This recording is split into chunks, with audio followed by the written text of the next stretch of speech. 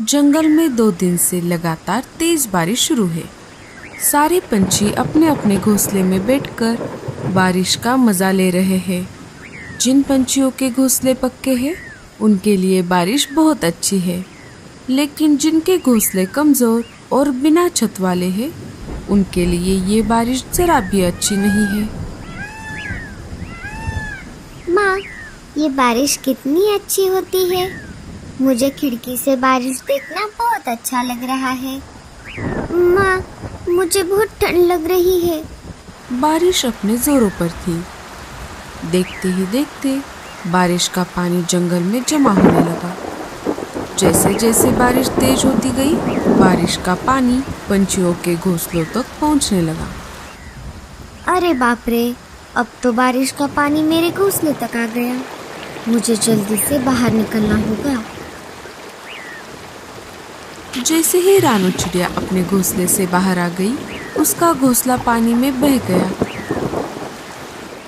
पता नहीं ये बारिश कब रुकेगी। मैंने घर में जो अनाज जमा करके रखा था वो भी अब खत्म हो रहा है। तभी वहाँ पर मुनमुन कबूतर आ जाती है। अरे मुनमुन, इतनी तेज बारिश में तुम यहाँ कैसे? अरे लाडो, क्या तुम्हें नहीं पता?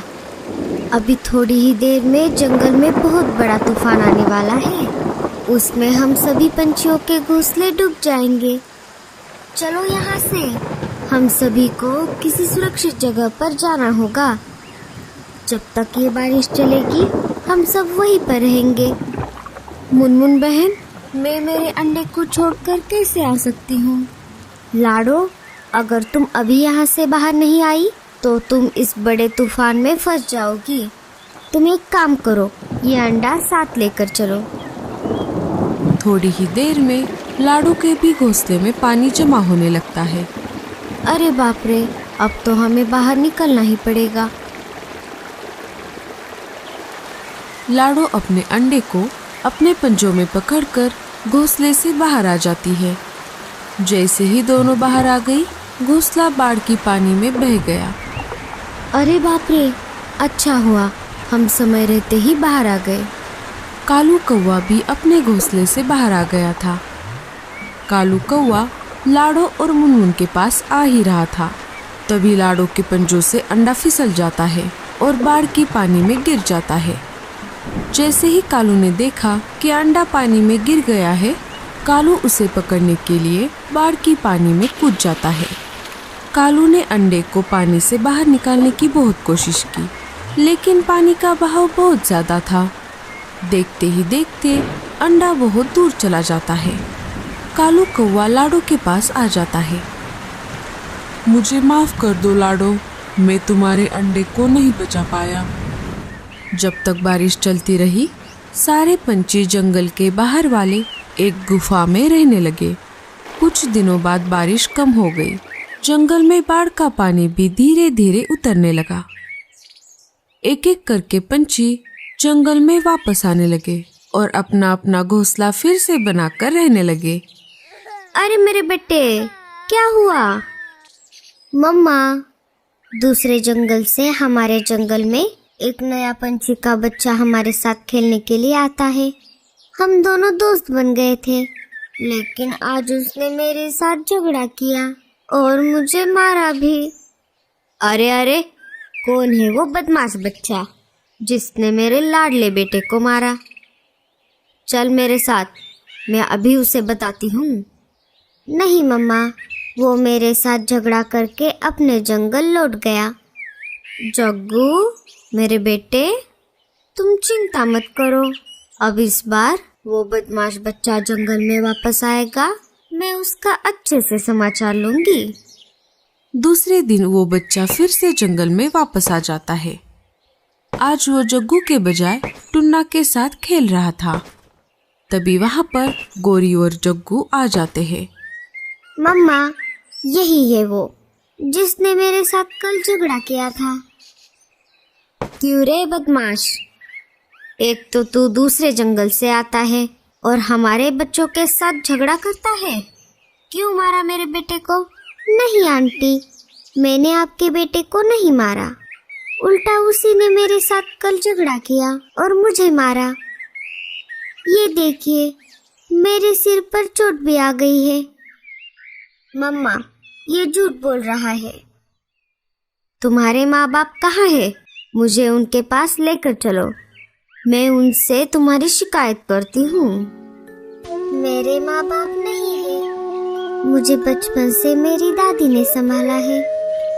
अब तुम इस जंगल में खेलने के लिए नहीं आओगे।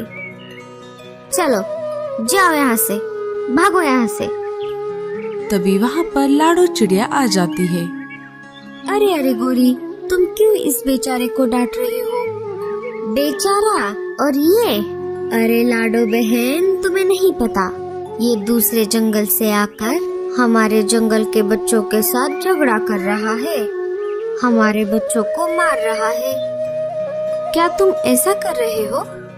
नहीं नहीं आंटी, मैं ऐसा नहीं करता। उल्टा इस जंगल के लड़के मेरे साथ बुरा बर्ताव करते हैं। मैं जिस जंगल में रहता हूँ वहाँ पर मेरा कोई दोस्त नहीं है, इसलिए मैं यहाँ पर आता हूँ। जग्गू, चलो यहाँ से, अब तुम इस बदमाश बच्चे के साथ नहीं खेलोगे। गोरी और जग्गू वहाँ से चले जाते हैं। तभी वहाँ पर कालू कौवा आ जाता है। अरे लाडो, तुम यहाँ पर क्या कर रही हो? क्या तुम्हें अपना नया घोंसला नहीं बनाना? मैं लकड़ियाँ लाने के लिए बाहर आई हूँ कालू भैया। तभी कालू की नजर उस बच्चे पर पड़ जाती है। कालू एक बार के लिए उस बच्चे को देखता है और एक बार के लिए लाडो की तरफ देखता है। अरे कालू भैया, क्या हो गया? कहाँ खो गए? लाडो, तुमने ये बच्चा देखा? ये बिल्कुल तुम्हारी तरह दिखता है। हाँ कालू भैया, अगर उस तूफान में मेरा अंडा ना बहता तो मेरा भी बच्चा आज इसके जैसा होता। दोनों बात कर ही रहे थे, तभी पेड़ की एक डाली टूटकर उस बच्चे के ऊपर गिरने ही वाली होती है। तभी लाडो उस बच्चे को वहाँ से हटाकर खुद उस डाली के नीचे आ जाती है। लाडो डाली के नीचे फंस जाती है। अरे बाप रे, ये क्या हो गया? लाडो रुको, मैं अभी मदद लेकर आता हूँ। कालू वहाँ से मदद लाने के लिए चला जाता है। तभी वहाँ पर उस बच्चे की दादी आ जाती है। अरे टीलू, तुम कहाँ थे इतनी देर से? मैंने तुम्हें कहाँ नहीं ढूंढा। चलो अब घर चलो। दादी, वो सब छोड़ो, पहले इन आंटी को इस डाली से बाहर निकालो, वो इसके नीचे फंस गई है। दादी लाडो के ऊपर से वो डाली हटा देती है। अरे चिड़िया, तुम इस डाली के नीचे कैसे फंस गई? दादी, ये डाली मुझ पे गिरने वाली थी, लेकिन मुझे बचाने के चक्कर में ये डाली इन्होंने अपने ऊपर ली। तुम्हारा बहुत बहुत शुक्रिया चिड़िया, तुम्हारी वजह से आज मेरे टीलू की जान बच गई। कोई बात नहीं, ये तो मेरा फर्ज था। दादी, एक बात बताइए, आपको ये चिड़िया का बच्चा कहाँ पर मिला? अभी कुछ महीने पहले जब तेज बारिश हुई थी, उसके साथ साथ तूफान भी आया था। इस जंगल में जो नदी बहती है, वो नदी मैं जहाँ पर रहती हूँ वहाँ से भी गुजरती है। मैं उसी नदी के पास एक कुटिया में रहती हूँ। एक दिन मैं पानी लाने के लिए नदी की तरफ गई थी, तब एक अंडा मुझे उस नदी में बहता हुआ दिखाई दिया। मैं वो अंडा मेरे साथ घर लेकर आई। ये बच्चा उसी अंडे से बाहर निकला था, तब से मैं उसे पाल रही हूँ।